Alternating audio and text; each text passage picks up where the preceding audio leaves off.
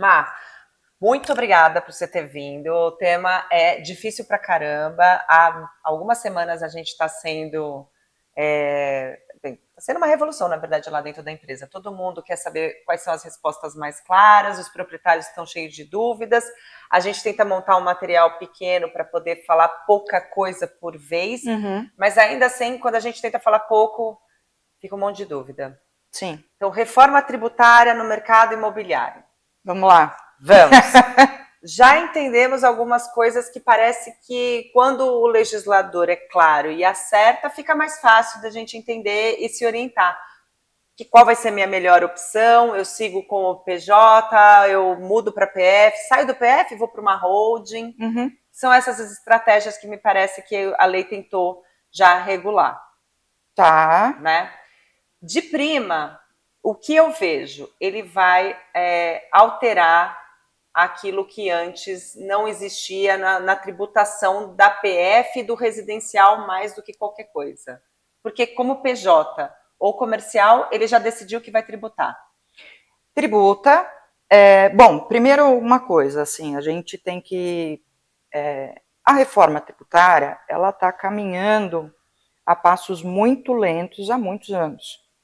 Só que nos últimos 2 anos a coisa acelerou. Nós temos uma emenda constitucional e uma lei complementar. Ponto. Para um leigo, falar, ai meu Deus, já começou a falar coisa difícil. Sem problemas. Nós temos, então, uma base na Constituição, uma lei macro, e o que a gente ainda não tem? A gente não tem uma lei que explique os detalhes. Ainda não tem. Não tem. O que se espera é que saia pelo menos até 31 de dezembro deste ano, porque tudo passa a valer a partir do ano que vem. Tá? Então, tem muita coisa que não tem resposta. Então, o que acontece? Nós temos uma lei que tem as regras gerais, mas eu não tenho detalhe. Por exemplo, o que a gente está falando da reforma tributária? É da criação de 2 tributos, que são a IBS e o CBS. Muita gente chama de IVA dual. Por que chama de IVA dual? Porque internacionalmente você tem um imposto chamado IVA.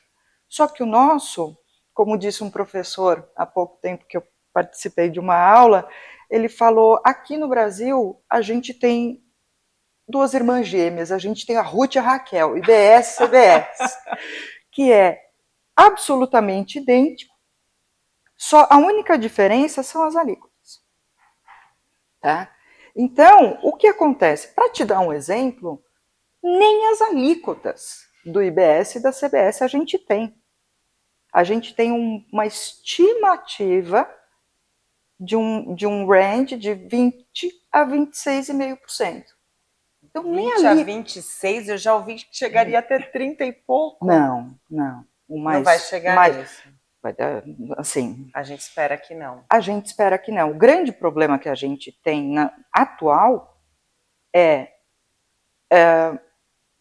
muita coisa da definição de alíquota, o governo, não estou falando este governo, não estou sendo partidária, mas a questão ela se torna matemática muitas vezes. Então você fala, quanto que eu preciso? Você olha na parte final e fala, quanto é que eu preciso para entrar, sei lá, 70 bilhões de imposto? Tá, então eles fazem a conta de trás para frente e chegam numa alíquota. Ai, Deus. Isso pode acontecer. Pode acontecer. Pode acontecer. Vai depender do cofre. É. Pensando aqui, deixa eu dar alguns passos para trás, já que a gente falou que tem muita gente que pode não estar acompanhando o papo, pode não estar sabendo do IVA, pode não estar nem leu nada, né, sobre IBS, CBS. Então, assim, o que eu entendi até agora, tá? Acho que, na minha visão leiga, me corrija, porque eu quero ser pelo menos um pouquinho de tradução para o pessoal que é cliente, para o pessoal que está operando dentro da empresa, para poder dar esse melhor amparo. Então, a gente sempre teve sobre o aluguel, depois a gente vai na venda, Perfeito. mas sobre o aluguel, a gente sempre teve o imposto de renda. Ora, porque o proprietário faz lá o seu carnê-leão mensal, ora, porque é na fonte, porque é uma PJ que está alugando para um comercial, né? O comercial, aliás, alugando de um proprietário que é PF, mas isso tudo já existia, não tem novidade nenhuma na renda, mas agora passou-se a tributar também o aluguel como consumo. E é aí que está a novidade, né? Perfeito. Refraseando o que você falou, imposto de renda, nada mudou. O que você tributava, da forma que você tributava, tudo está igual. Não vou falar, porque para não misturar, que a gente teve, e ainda não foi sancionada pelo presidente, uma lei que alterou a tabela progressiva de tributação do imposto de renda da pessoa física. Que há muito tempo não acontecia, né? Pois é. Que é uma coisa que tinha que ser revista porque o valor estava defasado. Exato. Não, agora subiu para 5 e pouco. Ah, que bom. É um absurdo. Mas assim, por que eu estou falando isso? Porque é muito importante, eu sempre falo em colocar as caixinhas em caixinhas diferentes. Então a gente tem um imposto de renda, mudou alguma coisa? Não mudou nada. Alguém vai falar, peraí, essa moça aí não está sabendo de nada. Falo, não, pera. Não mudou o conceito de tributação de imposto de renda. A atualização da base de cálculo mudou? Mudou. Mudaram as alíquotas? Mudaram. Então, não é que nada mudou, né? O conceito da tributação de imposto de renda não mudou. Não foi extinto o imposto de renda, ele não foi substituído por ninguém. Ou não foi criado um imposto em cima de um consumo. Sim. Então, imposto de renda continua ali. Ali. E agora o aluguel sendo entendido como consumo, ele vai acabar sendo tributado como todos os consumos, porque o que a gente está discutindo aqui, que é uma reforma que fala sobre IBS, CBS, vai tributar o consumo onde quer que ele aconteça. O aluguel é mais um dos lugares que ele vai aparecer ali como base de cálculo. Absolutamente sim. Né? Então tá. Então, uma das coisas que eu ouvi, eu achei muito legal, é que é uma progressão que busca, ao final, quando a gente tiver o IVA certinho, já tudo funcionando, sem o período transitório da onde a gente ainda vai encarar muita dúvida pelo que eu estou sentindo, porque falta muita coisa. Mas, ao final, a gente vai, finalmente, ter como, quando a gente viaja para fora e encontra na etiqueta dos produtos o valor do produto e o valor do imposto que incide sobre ele, porque será unificado, né? A gente no consumo tem mais de 5 impostos. Ele vai ser unificado com as Ruth e Raquel, com as gêmeas, que é o IVA dual. E vai estar um só? Ou vão ter 2? 2. Vão ter 2. Vai falar, é X de IVA e é X de CBS. Isso, vai ter essa separação. Mas a gente vai conseguir pelo menos saber qual é o preço do desodorante de fato e quanto que a gente paga de tributo sobre ele. Qual é o preço do leite, quanto a gente paga de tributo sobre ele. É o que se espera com essa reforma tributária. É essa transparência que a gente quer ter. Eu não sou pessimista, porque os pessimistas, como diz uma outra amiga minha, são chatos. Eu sou mais realista em relação à reforma tributária. O desenho dela não é perfeito, né? Veja, quem sou eu também, mas porque o que eu digo, tributarista tem que estudar as coisas, mas só de lei complementar são mais de 250 páginas. Né? Então, um pouquinho de coisa para ler. Complementar, né? Ainda tem a parte da normatização efetiva. Então, ela não é perfeitíssima, não vai ser perfeitíssima, mas o objetivo final que se pretendeu com esses normativos é isso, que a gente saiba e que na cadeia produtiva os efeitos se anulem de forma a não ter tributação em cima de tributação. Que é o que acontece muito hoje no Brasil. Sim, né? sim. Outra coisa legal que eu ouvi é que vai se buscar com isso que haja uma justiça mais clara entre os incentivos que hoje existem em estados, que são diferentes de uma categoria para outra, né, que acaba gerando um certo desequilíbrio na economia. Então, veja se é isso que eu entendi. Uma vez que eu vou prestar serviço, e sobre ele haverá consumo, se eu estiver falando de uma manicure, se eu estiver falando de um serviço hospitalar, e se eu estiver falando sobre uma mecânica de automóveis sendo serviço, o estado, aquela localidade, vai poder trabalhar com essa alíquota, ou para mais ou para menos, conforme o incentivo que ele queira dar para serviço, e o serviço todo vai trabalhar nessa alíquota, sem incentivo só para uma categoria ou outra de serviço? Não, na verdade, o que acontece? Hoje em dia, como é? Também, para imposto municipal ou para estadual, que é o ICMS, a regra tributária é definição constitucional. Estado pode tributar consumo de produtos, telecomunicação, qualquer outras coisas. E aí vem uma lei complementar que define ali as regras e tudo mais. E aí cada estado replica e pode introduzir reduções, benefícios e tal. E aí cria-se a guerra fiscal, porque um dá mais benefício, o outro dá menos benefício e tudo mais. Bom, não vou entrar em guerra fiscal, que é um assunto também complexo. Eu não quero fazer ninguém dormir assistindo ou ouvindo a gente, entendeu? O negócio é dar uma... Nem revoltar ninguém. Não. Mas aí, o que acontece? Agora a gente...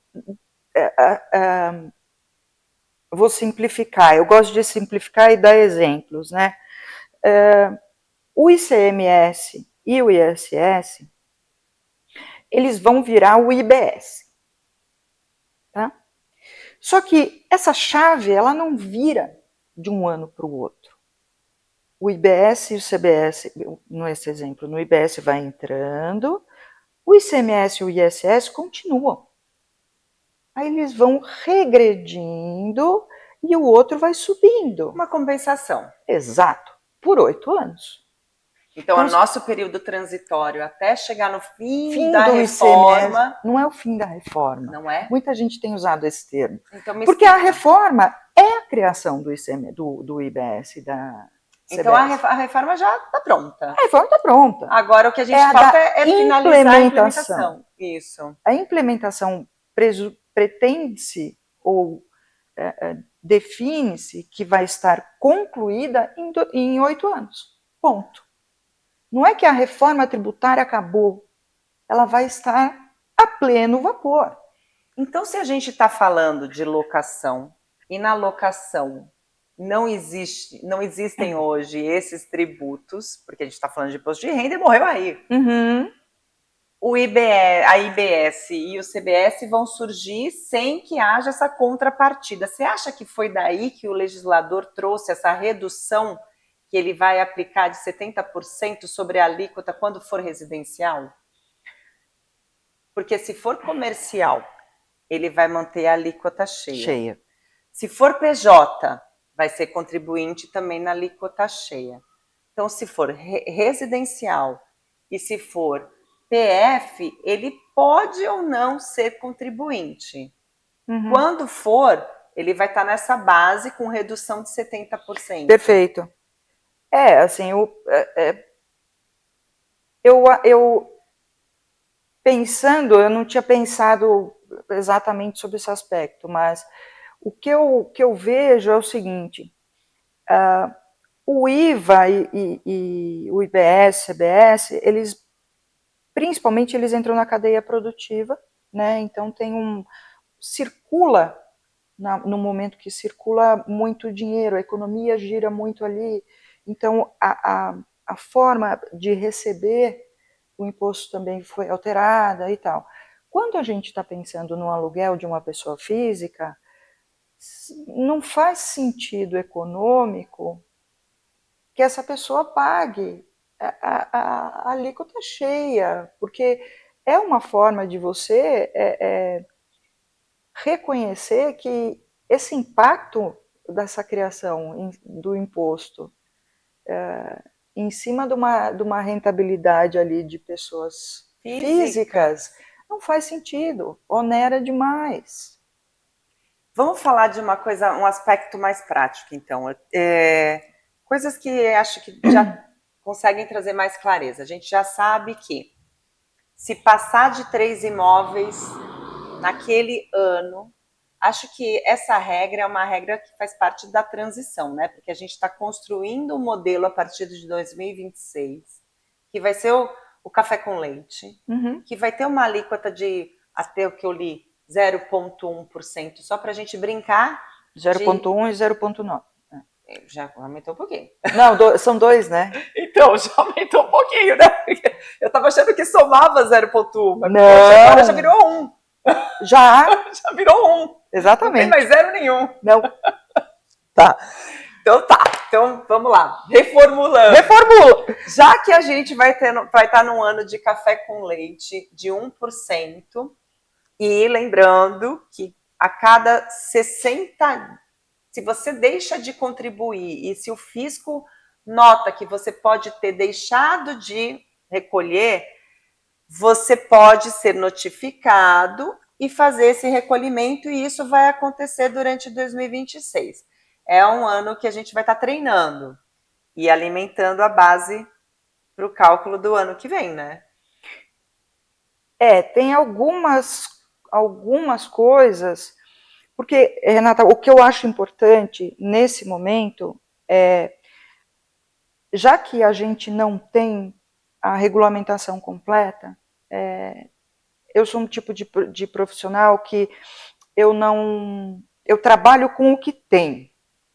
Tem muita gente que está viajando, criando norma, falando, não, isso aqui é óbvio que vai acontecer, papapá. Tributário, não tem óbvio. Não faz parte de lógica. Por isso que quando você perguntou da questão da tributação da pessoa física, tem ali uma justificativa econômica, mas você nunca sabe exatamente a lógica.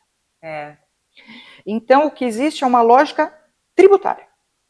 Então, é uma lógica, é um bichinho dentro, né, dentro a lógica é específica do tributo, né? E aí a gente pode falar daquele valor que passou de 240 mil no ano. Isso é regra. A gente pode falar que se for mais do que 3 imóveis no ano, e a gente pode falar sobre aquela flutuação que, pelo que eu entendi, ela ainda não ela não vai acontecer depois, é temporária, pelo período transitório, que é a de você chegar a atingir os 20% a mais em um mês do que seria o valor acima de 240, que o pessoal está falando que é 288. 288. Então, se você chega acima de 24 mil num mês, esporadicamente, naquele mês você contribui. Então, essa regra não existe. Não existe. Do 24 mil por mês. Não existe. Não existe. O que existe, o que está na norma, é a regra de 3 imóveis. Então, você tem 2 critérios cumulativos e é um efeito do ano que o pessoal está chamando de espelho. Retrovisor, então, falar. Retrovisor. Então, o que você faz? Você, proprietário, você tem 3 imóveis. Não, desculpe, você tem 4 imóveis. Então, todos os imóveis estão com a Edmur. Ótimo, concentrado. O trabalho faz ali, papapá. Aí, nesse ano, por exemplo, 2026, você está lá trabalhando com a Edmur, tem um contrato com a Edmur, 4 imóveis, e você ganha no ano acima de 240 mil. Está dentro da regra. Está dentro da regra. 2027, pimba. Tá? Paga IBS-CBS. Mas eu vou pagar porque eu fiz essa rentabilidade foi lida no ano de 2026, e aí esse tributo vai incidir sobre os meus aluguéis em 2027. Isso. Sobre os rendimentos de aluguéis. Se eu tiver imóveis que forem desocupados em 2027, se o rendimento caiu porque aconteceu, eu dei abono, não interessa. Vou recolher. Mas ao final de 2027, eu vou olhar de novo para saber o que eu vou fazer em 2028. Perfeito. Isso vai durar para sempre? Para sempre. Então essa regra, ela não é transitória? Não, nenhuma regra é transitória. Tá. A única, assim, isso está na norma, isso está na lei complementar, não existe previsão de não perpetuidade da norma. Tá lá. Já está estabelecido. Todo ano eu vou analisar como foi meu ano anterior. A maior parte das dúvidas que a gente tem dos proprietários já dá para a gente brincar bastante com isso daí. Já. Desculpa, te interrompi um pouco, mas pode ser que na regulamentação venha alguma coisa vinculada a isso. Sim. Fala, cara, você entrou, sei lá, vou viajar aqui, vou dar um exemplo. Você pode, sei lá, compensar o cálculo, o ruim de um ano com o do outro. Você pode ter uma complexidade maior que acaba afetando. Exato. Então, eu acho que, assim, eu até como proprietária de imóvel residencial e meus pais também, enfim, que a gente aluga, o ponto que eu penso e que eu recomendo, sendo tributarista ou não, vamos ter calma, vamos olhar para as regras agora e uma das coisas que eu acho mais importantes que é você ter confiança com quem você trabalha. Porque assim, se você está trabalhando com uma empresa desavisada, você, por exemplo, meus pais têm mais de 80 anos, moram no interior, não estão nem sabendo. Estão só vendo lá reforma, mas não tem a menor ideia. Então ele tem que ser avisado por uma empresa, um profissional, um prestador de serviço, falou, toque. Você tem essa regra, nós estamos de olho para você. Claro. Essa assessoria, né? Porque se eu trabalho com minha mãe, que é de fato, né? Vocês administram o imóvel da minha mãe ali em Santo André. Se você não avisa minha mãe não vai ter a menor noção que ela estaria incorrendo em risco XYZ, né? Então, dona Vitória, a senhora tem que começar a olhar isso aí, tá? E aí, minha mãe, se quiser, volta para você, me explica ou me indica quem pode explicar, sim, alguma coisa nesse sentido. Porque senão as pessoas ficam perdidas e, assim, outra coisa, tem muito se fala, muito se aplica uma lógica diferente dentro das regras tributárias, esperando uma regulamentação. Esse exemplo do 24 mil por mês. Então, vamos lá, vamos voltar. A gente tem a regra do retrovisor. Então, é aquela coisa assim, por exemplo, não vou dar esse exemplo porque é ruim, mas você tem que ser cumulativo, tem que ter os dois. Então, você está lá, de novo, 2026, 4 imóveis, acima de 240 mil, ano seguinte, começou a pagar. O que se espera é que, ou não é nem o que se espera, o que se presume é que essa regra se perpetue. Então, que seja sempre isso. Olha para trás, tributo no ano. Olha para trás, tributo no ano. Ótimo. Mas isso é para quem? 4 imóveis. Residencial. Com uma soma superior a 240 mil no bruto. No ano. No bruto e no ano. E no ano. Perfeito. Né? Agora, começam... Vamos lá, agora vem a batalha. Não, mas é simples. Essa parte está muito simples. A outra também é. Mas dentro dessa, olha só, nem vamos entrar na outra dos 24 ainda, Má, porque olha isso. Tenho 4 imóveis, tá? Perfeito. Casa 1, casa 2, casa 3 e casa 4. Elas estão ali, 3 estão alugadas, a 1, a 2 e a 3. A 4 tá vaga, tá sendo anunciada lá na Edmur. Começou. E eu passei de 240 mil já com 3. Uhum. Se eu fechar o ano assim, tá fora. Não vou ter que pagar tributo no ano seguinte. Perfeito. Pode acontecer de um proprietário deixar de fechar uma locação lá em dezembro e assinar um contrato para começar só em janeiro para não cair na lei. Pode! Não é? É um planejamento. É uma estratégia, é uma estratégia. Há liberdade para isso. Exato. Mas pode ser que ele está precisando. Eu não quero nem olhar para isso. Eu vou alugar a quarta casa. Eu estou com 3 imóveis alugados até agosto. Chega em setembro, aparece um locatário para eu alugar a quarta casa. Uhum. Eu já tinha passado dos 240 mil previsíveis ali para aquele meu ano. E eu vou virar contribuinte, não estou nem aí. Só que chegou em outubro, o mês seguinte, a casa 1 desocupou. Não. E agora ele tinha oscila 3, 4, 3.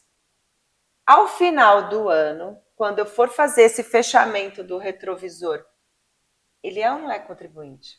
Não tem regra. Não tem ainda essa regulamentação que diga o que vai acontecer? Absolutamente não. Se você olhar na letra fria da norma, se ele...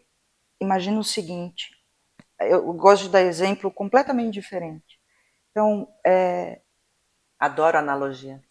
Então, imagina o seguinte, ele passa a ser contribuinte se ele calçar o pé direito e o pé esquerdo de um sapato. Tá. O direito está vestido. Quando ele atingir 240, pé esquerdo está vestido. Ele está com os dois. Então ele já... Não sei. Mas está lá, né? A condição existe. A condição existe, mas pode, na regulamentação, ser dito que o que importa é o número de imóveis alugados no ano, não importa a flutuação.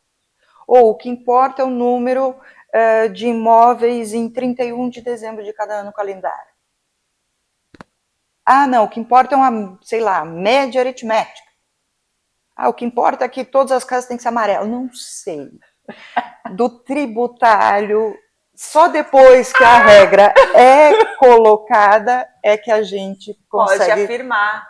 E desenhar a lógica tributária. Planejamento. Não, e planejamento e tudo mais. Então, assim, pensando no exemplo que você deu, eu passaria, eu não alugaria em dezembro. Você deixaria para janeiro. Exatamente. E aquela estrutura muito bem adotada por muitos proprietários, inclusive a gente sabe que precisa haver usufruto para poder usar dela, né? Tem que jogar o usufruto do imóvel que você quer distribuir o teu patrimônio. Então, sei lá, eu tenho eu e meus 2 filhos. Na minha vida, somos só nós 3. Então, eu quero que a minha filha já possa, sei lá, se ela for maior, né, configurar ali no contrato como proprietária daquele meu imóvel, para que eu não caia na regra. Eu tenho 4 imóveis, não quero cair na regra, tem muito proprietário que faz isso, e designa um filho ou 2 para dividir o patrimônio como proprietário nos contratos como locador, ainda que faça do jeito certinho, que seria indo até a matrícula e colocando esse filho como usufrutuário. Eu não vou poder fazer isso, né? Ou eu vou poder? A chance de funcionar é muito baixa. Muito baixa. Né? De novo, pode ter regulamentação a respeito. Vai ficar faltando. Senão você vai para a regra geral de direito civil, de nula propriedade, de quem recebe o usufruto não perde a natureza da essência. Então, por exemplo, se uma empresa paga dividendos e o usufruto é de uma outra pessoa. Essa outra pessoa que recebe, ela não deixa de receber dividendos, ela recebe dividendos. Então a tributação dos dividendos vai perseguir para onde vai a rentabilidade do negócio, é isso? Pensando na nua propriedade e no usufruto. Então você tem que... A mesma lógica. A mesma lógica. A mesma lógica. Então, e é a mesma lógica de IBS, CBS. Assim, não muda a natureza. Então tem Agora, a lei imobiliária, ela permite que não necessariamente o proprietário seja o locador. Perfeito. Né? Então eu vou colocar a minha esposa com esse grupo de imóveis, e ela de fato é proprietária também desse imóvel. Perfeito. E vou colocar eu, né, o marido, com esses outros, para tentar ficar 3 e 3. Dá. Dá para fazer. Porque os dois vão declarar imposto de renda 3 e 3. Dá, mas aí já entra um outro pedacinho que é um planejamentozinho entre pessoas físicas. Não é nem planejamento, você cria estratégia para definir absolutamente que são separados. Então você tem algumas coisas, por exemplo, o casal é casado em comunhão parcial de bens. Então o que você faz? Paga na conta de um, paga na conta do outro, para falar que está separado, que não fez essa divisão de bens por uma questão tributária, entendeu? Esse tipo de coisa tem que ser pensada. Porque se você põe três imóveis você, 3 imóveis eu, e deposita tudo na conta da Renata. Não. Aí não. Já contou toda a história errada. Porque, na verdade, o que a gente tem que deixar muito claro, e é isso que eu busco fazer isso na empresa, é qual história você está contando. Fato. Né? É bem mais fácil pensar como narrativa, eu acho. Sim. Se você está dentro de um contrato e outra pessoa está dentro de um contrato, como é que tudo vai para uma conta só? Sim. Não vai bater, né? Não vai ter lógica. Tá. Voltando então, acho que a gente está deixando mais claro aqui que o que mais importa é saber que o que é regra e o que ainda não foi prestigiado pelas regras que podem vir a surgir. Exato. Uma das coisas que bate sobre esse valor de soma de 240 mil ainda, antes da gente ir para a parcelinha de 24, dos 20%, é o fato das benfeitorias que podem ser negociadas. A gente sabe que benfeitoria, quando negociada no início de contrato, né, eu procuro deixar isso muito claro na negociação. Eu vou deixar o aluguel nos primeiros 6 meses mais barato, porque ele vai fazer a construção de um muro, vai colocar um mezanino, isso é implemento ali no imóvel, seu imóvel está ganhando em aluguel um valor proporcional. Então tem tributação, tem imposto de renda sobre isso, vai ter imposto normal sobre todas as benfeitorias que forem negociadas nesse sentido, não é? Sim, como não? Ótimo. Então, nesse sentido contratual, tem clareza. Assim, é o que a gente acha. É o que a gente imagina. Pela lógica. Pela lógica, sim. Mas... porque, desculpa, essa é a essência. A essência é o seguinte, você está pagando a benfeitoria por meio de um desconto. Exato, que é compensação pura do valor de aluguel. Né? Ou, porque veja, contratualmente, como é que você vai definir isso? Você vai falar, você vai amarrar, você tem que amarrar. Você está trocando. Não, você está trocando, e se você não fizer isso contratualmente, e o teu inquilino? Quando for sair, vai falar, toque, toque, toque. Eu não fiz a reforma. Ou fiz e quero tanto. Não dá. Mas, enfim, isso tudo a gente deixa muito claro lá na empresa. Fato. Porém, e se durante... Agora começa a complicação. Durante o período anual, você não tem valores acima de 240 mil. Você tem uma soma de 180 mil. Tá? Você tem 5 imóveis e 180 mil. Você vestiu só o pé direito, né? Tá ótimo. Mas aí, um dos inquilinos do passado que levou toda a sua paciência embora com o processo de despejo por falta de pagamento, aparece com uma bolada do fiador, que soma naquele ano 250 mil.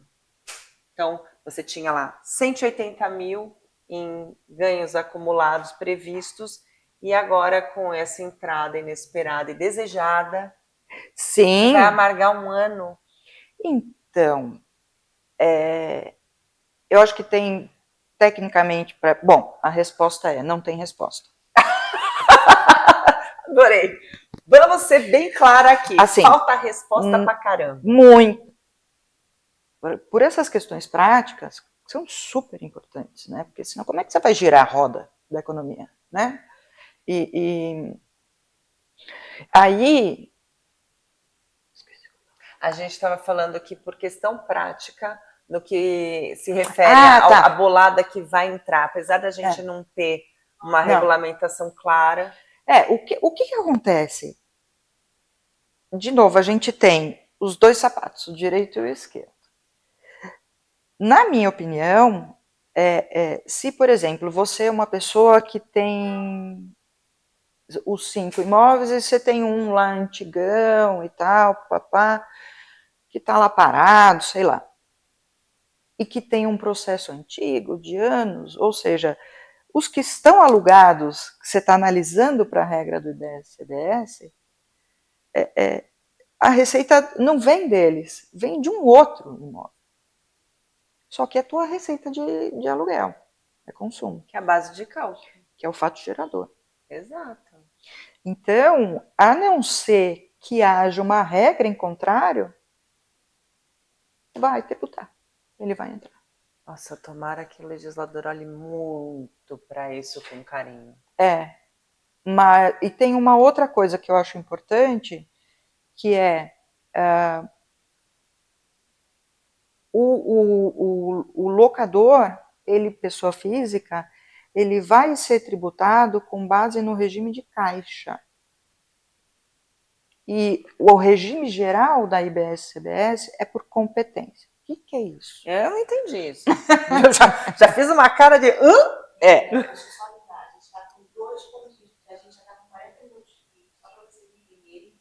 E a bateria ela tem uma sobrevida dele, né? Então, se a gente conseguir compilar, para vocês entenderem que a gente está vendo. Acho que deixa eu falar o caso de competência, não? Porque... É muita coisa. Mas é uma coisa que vai impactar? Porque, por exemplo, você tem... O que é o caixa? O caixa é o seguinte, é o que entra no teu bolso. O cara pagou.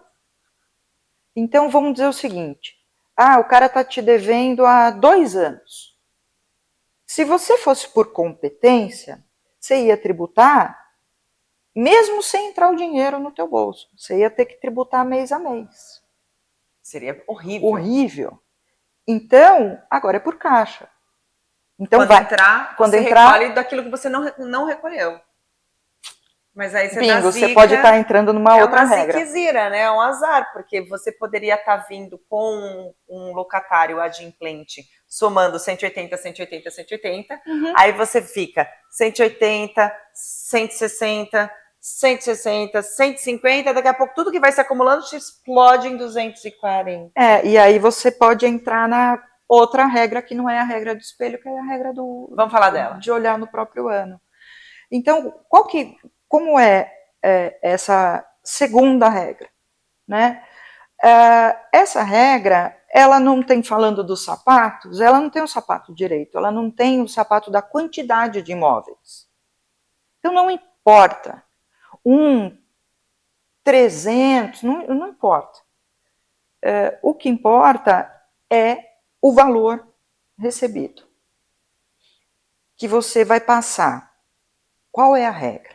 A regra é, se você, pessoa física, recebe no ano 20% a mais de 240 mil, que é o limite da regra do espelho, no ano, você passa a ser contribuinte do IBS e da CBS. Qual é, então? Não importando quantos imóveis.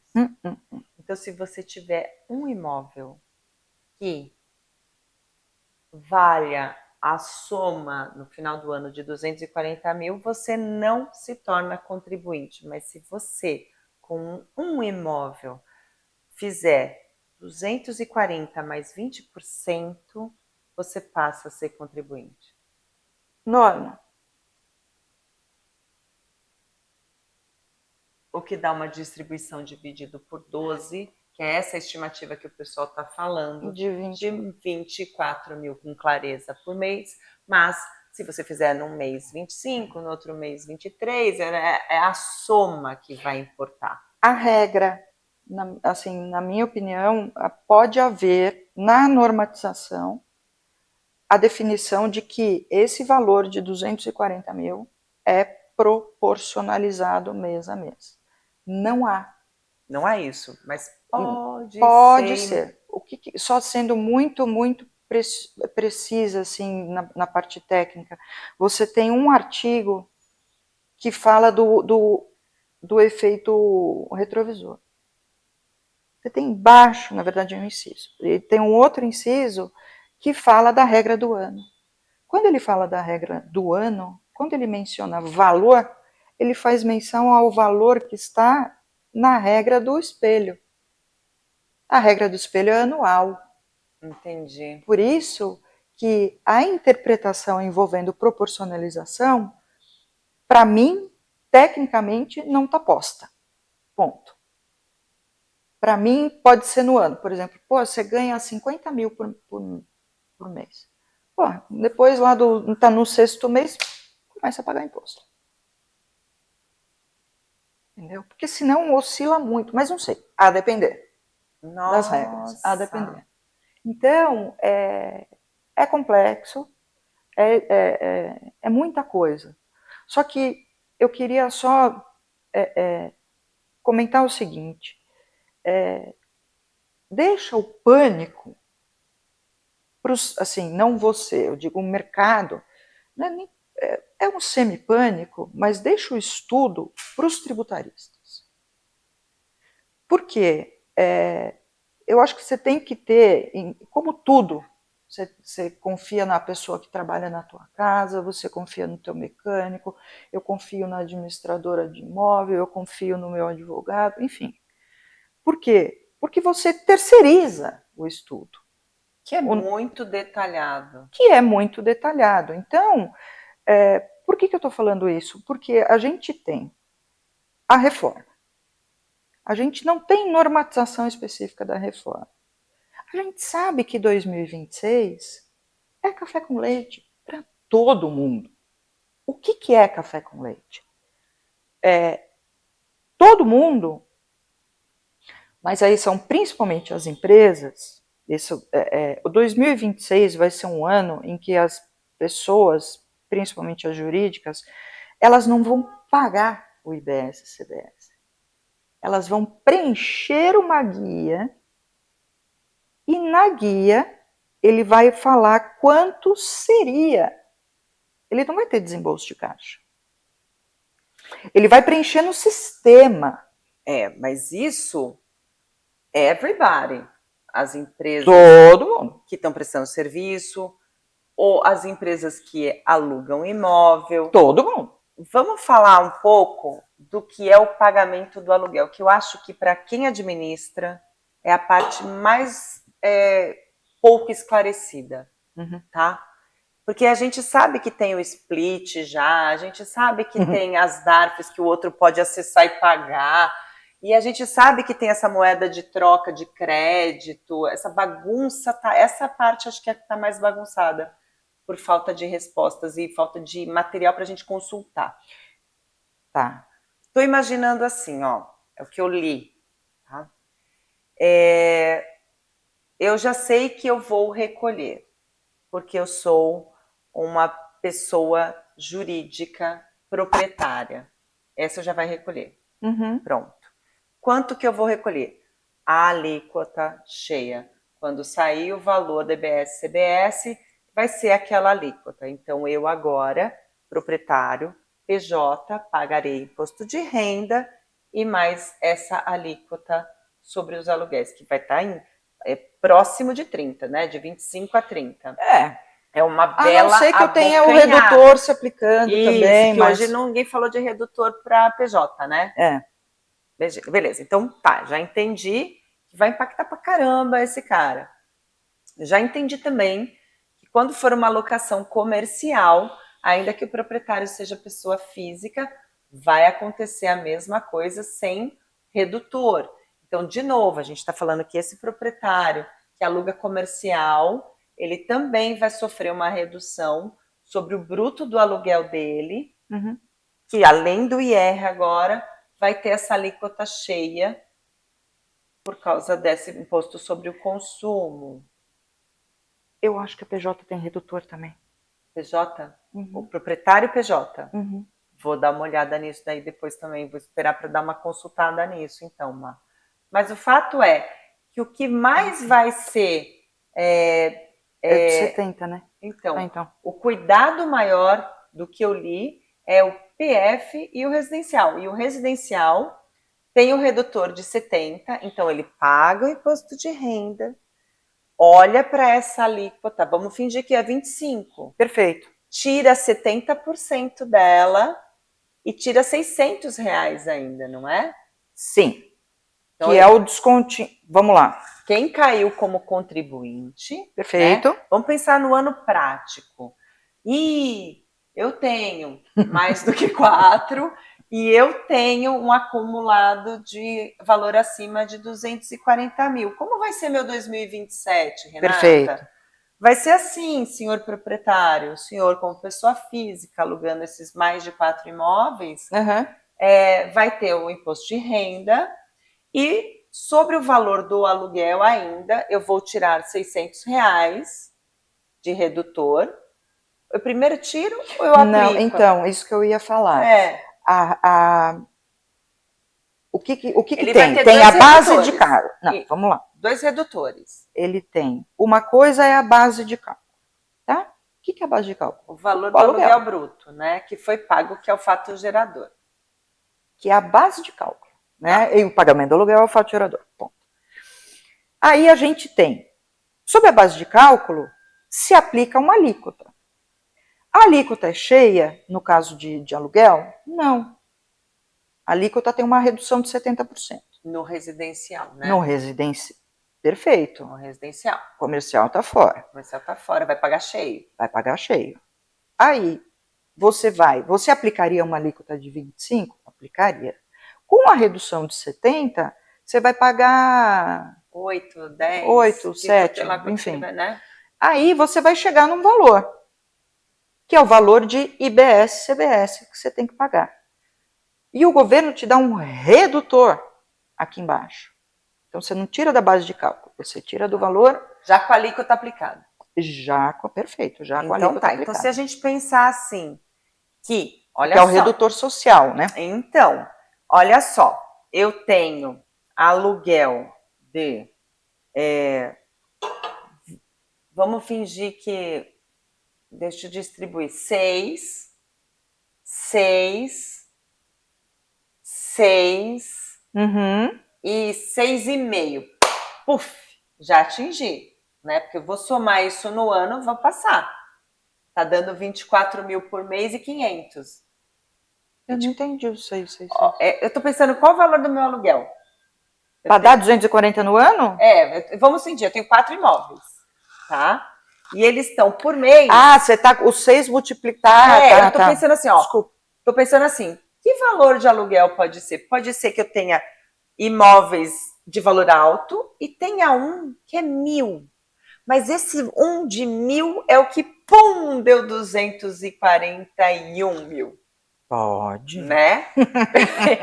Esse 1.000, vamos olhar para esse aluguel de 1.000 porque tem uma base fácil para a gente fazer conta. Perfeito. Tá? Porque, na verdade, eu vou fazer essa conta sobre todos. Perfeito. Né?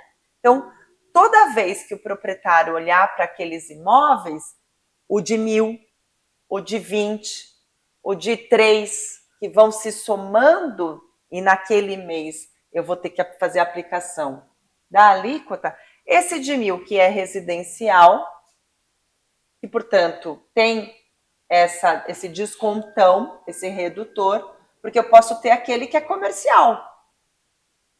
Mas tá fora do cálculo. Ah, nossa, ainda tem isso para eu pensar. Porque o comercial é outro, né? Mas então, olha só que fica mais complexo, Marília. Eu quero morrer. Vamos lá, eu tenho 4 imóveis. 2 são comerciais. Não, 2 são residenciais. Perfeito. E eu passei de 240 mil. Eu já tô lascada. Os 2 comerciais... Tá fora, é caixinha diferente. Então, eu tô com uma caixinha de alíquota cheia, né? Eu sou contribuinte. Você mas você cai fora da regra do 240. Ah, é. Porque a regra do 240 é residencial. Então, me tira uma dúvida. Os 2 estão fora. Os 2 estão fora, tá? Esses outros 2, eles não somam 240 mil. Então, esses 2 não contribuem? Porque são residenciais? Pelo menos é o que eu entendi. Isso é muito diferente do que eu tinha entendido. São caixinhas diferentes. Nossa, isso é muito Porque diferente. a lei fala da regra, quando ela fala da regra, ela está falando de residencial. Nossa, vamos parar por porque aqui. É uma benéfice. Então, vamos parar essa conversa, porque a gente continua ela na versão celular. Para a gente aproveitar a sua participação aqui, porque tá abrindo 1 milhão de coisas na minha cabeça, que não são tão simples assim, só para a gente terminar o vídeo, que a coisa vai ficar gigante. A reforma é muito básica. Nossa, ramificou um monte de dúvida. É o que eu sempre brinco em reunião. A gente está ali falando, de repente você vê um fiozinho assim, você fala, é só um fiozinho, você fala, deixa eu puxar. Tum, vem um elefante. Você puxou um fio do rabo do elefante, entendeu? Acabamos de puxar. Má, é muita coisa para te agradecer. Imagina. Eu tô vendo que a gente ainda vai conversar demais sobre esse assunto.